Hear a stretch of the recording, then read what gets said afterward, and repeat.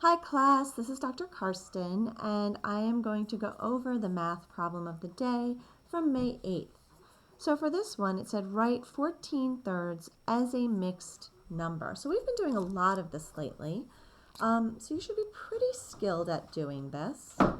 So we're used to seeing it like this in our math books. So we have our numerator and our denominator. Clearly we have a fraction greater than 1 because the numerator is larger than the denominator. Now we just need to figure out how much greater it is.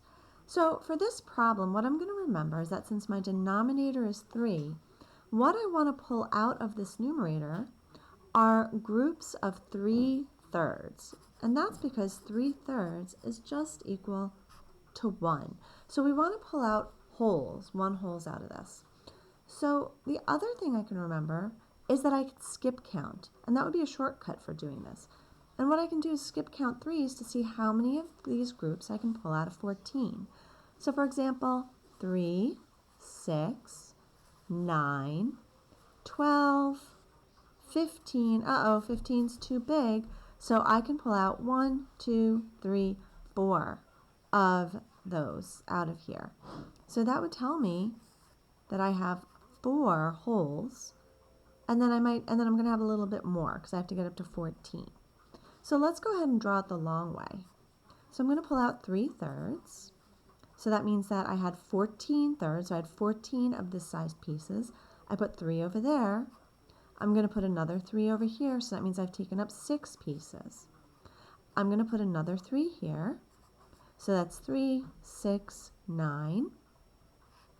And I'm going to put another, 3 thirds over here. 3, 6, 9, 12. So I've taken up 12 thirds, but I need 14.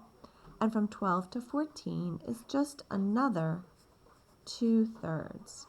So now I have 3, 6, 9, 12, 14 thirds.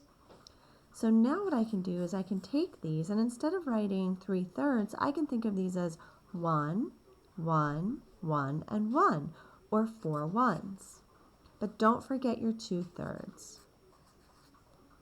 And so that is how we can convert 14 thirds. Now again, you could have just thought about, well, how many groups of 3 thirds are there in 14?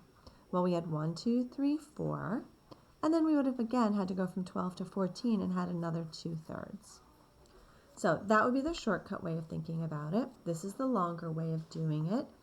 You also could have written this another way. I'm just going to remind you to reinforce what we've been doing in class. But if you're good here, you can hit stop. But if you want to see what we do in class, here's how we do it. We could say that we had 3 thirds 4 times plus 2 thirds. That's another way of thinking about it. Or yet another way of thinking about it is to say that we had 12 thirds plus 2 thirds. And we know that 12 thirds is just 4. And then we have our 2 thirds. Oops, I went off screen. Sorry about that, guys. All right, so those are a bunch of different ways that we can do this. Those are the different ways that we've been working on. I know some of you really like this way, some of you really like this way. A bunch of you are still really enjoying doing it this way.